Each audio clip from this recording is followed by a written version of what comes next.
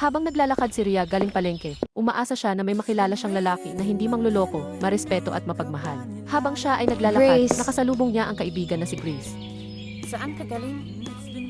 Galing ako sa palengke. Tara, sabay tayo umuwi. Sige.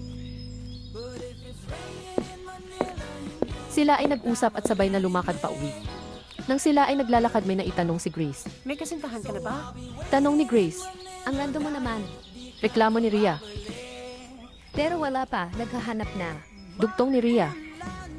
Sakto. May kaibigan si Kuya sa Maynila. Bagay kayo. Sabi ni Grace. Maynila. Ang layo naman. Reklamo ni Ria. Baka babayero yan ah. Dugtong ni Ria. Hindi Kilala ko yon. Mabait yon. Sabi ni Grace. Tanong ko muna kay Kuya kung ano pangalan niya sa FB. Dugtong ni Grace.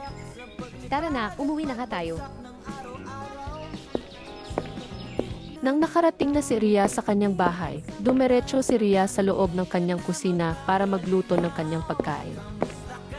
Habang siya ay nagluluto, biglang tumunog ang kanyang cellphone.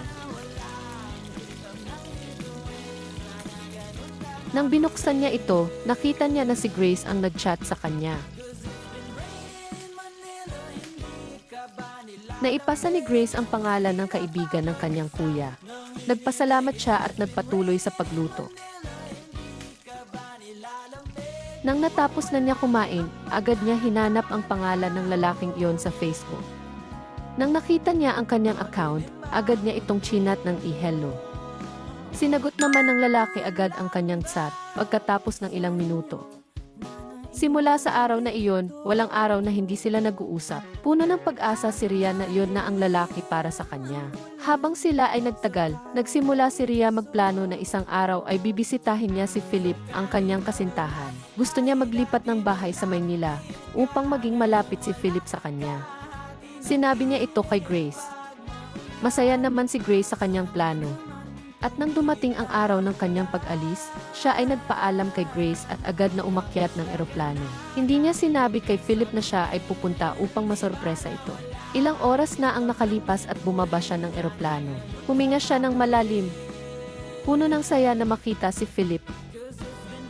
Nang siya ay dumating sa harap ng bahay ni Philip, nakita niya na may kasamang babae ito. Akala ni Ria na kaibigan ito ni Philip pero babae niya pala. Nalaman ni Ria na babae niya ito nang sila ay naghalikan. Nagulat si Ria at napasigaw ito. Philip, Sigaw ni Ria. Nagulat si Philip nang nakita niya si Ria. Ria, nagkakamali ka sa nakita mo. Eto kasi.